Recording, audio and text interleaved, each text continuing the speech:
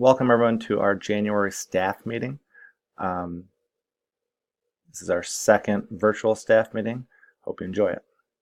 Here's today's agenda and the key topics we'll be talking about. Our next steps from last Friday's PD with Dave, some events that are coming up that everyone will be part of, and then a reflection of PBIS and some important dates that will be coming up with that. So here's kind of a recap of two of the things that Dave had us use on Friday. The top one is a disc. I know some of you do not have this version of it. You had more of a black and white version that was all words on it. But if you remember, we used that to kind of determine where we all fell as a building. We did have representation in all four areas.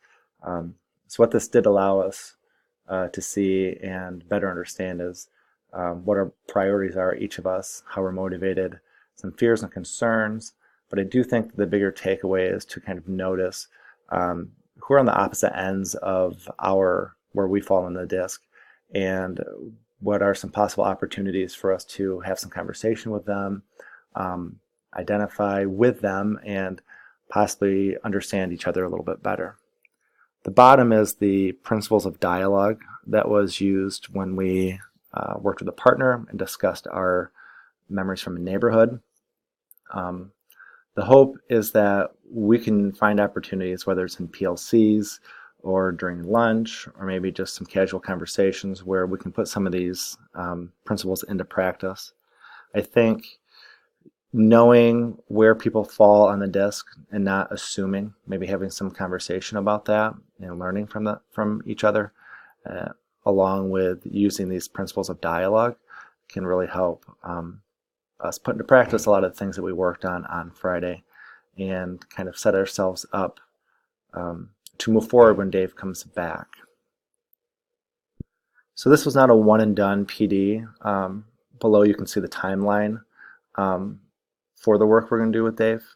As you can see, in January was his initial visit and the things that he worked on.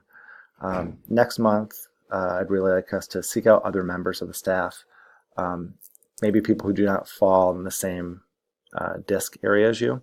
Start having some conversations with them with the intent of learning more about their perspective and from their motivations, and see if we can use that as an opportunity to learn from each other. In March, Dave's going to be coming back. He's going to dive a little bit deeper. We'll be working on some trust, some vulnerability, and hopefully we can get into some conflict. After that date, we'll kind of see what we were able to cover, and then schedule some time for him to come in before next school year, and possibly again during the school year next year to continue this work. I think this is an ongoing work. It will not be able to have an impact if it was just one or two times.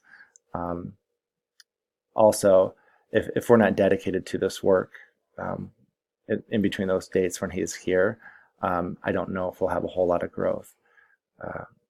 For some people, last Friday may have felt a little fluff.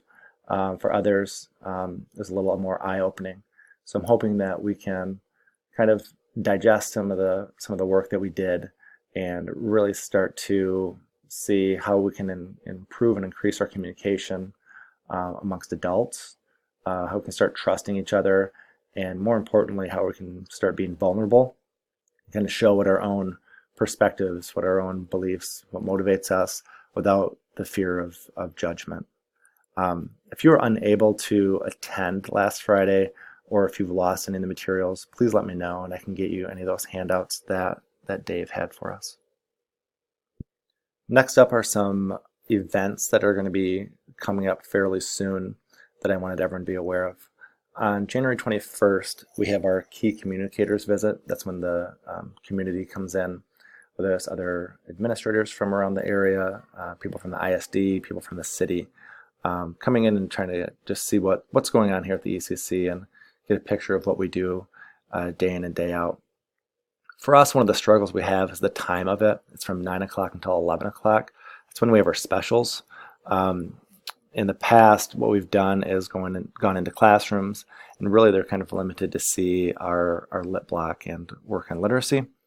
So this year we thought we'd change it up a little bit and focus on the whole child. So from the beginning of the morning, everyone will come in and we'll do a quick overview of the building and what they'll be seeing. And then they'll be broken up into 3 groups and then brought around to different classrooms. We'll be going into one classroom to observe a literacy lesson. We'll visit a specials class and then also an EL intervention.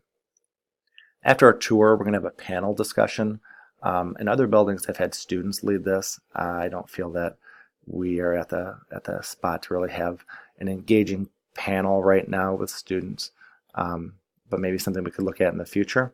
So we're going to have DHHS, social worker, mentoring, KSSN, and Leonicia is going to talk about parent engagement.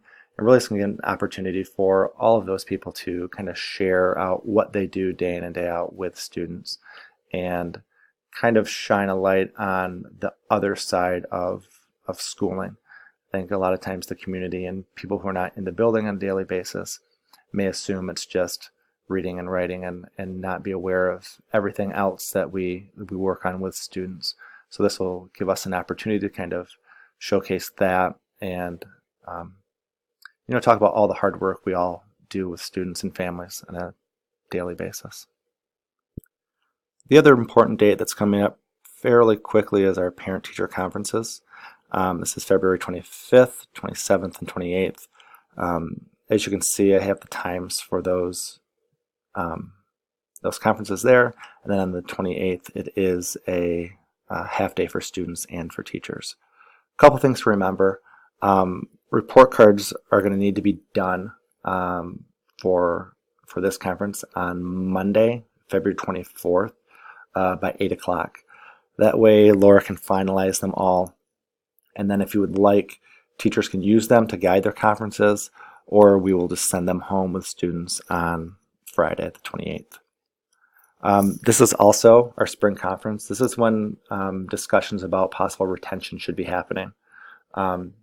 Not saying that your child will be retained, but giving parents a heads up of, this is the type of continued support that your child will be given over the next few months. Here are some suggestions of what you can do, and then really come up with a clear plan of how we're going to support them and notify them that they will be contacted for a follow-up in the months to come about, what did all that work show, and if the student is still being considered for retention or if not anymore.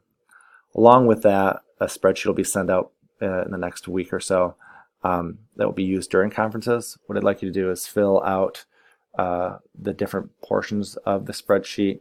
It'll be pretty clear, and those need to be done by March 2nd, so we have an idea of how many students we're looking at, what are the concerns, and then how best to plan for that.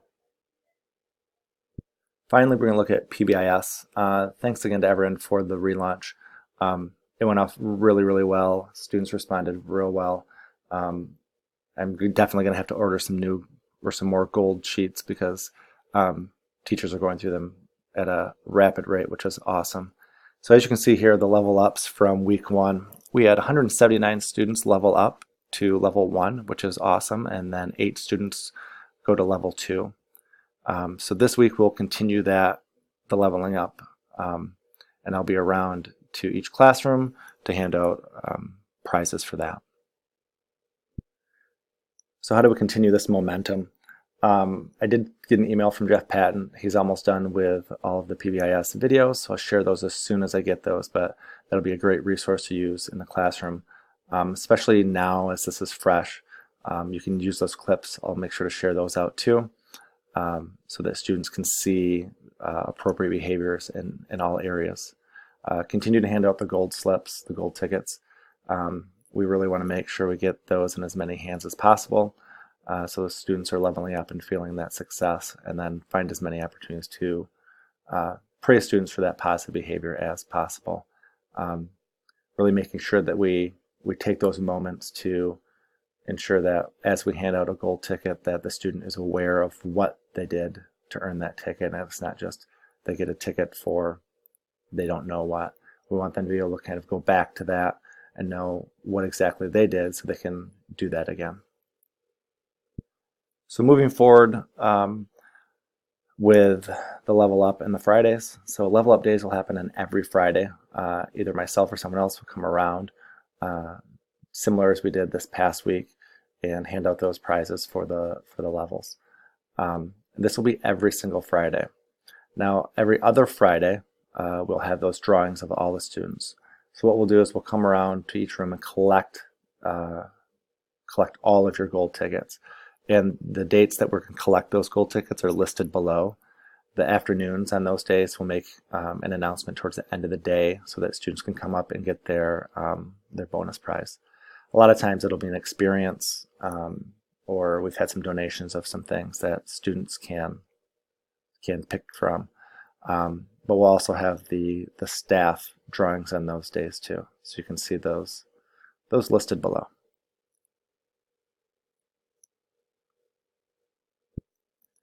So it's a little bit quicker than our last virtual meeting. I will have a link for the Padlet.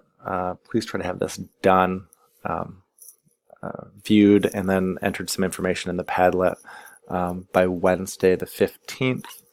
Also coming soon, I'd mentioned earlier that we'll have some one-on-one data days.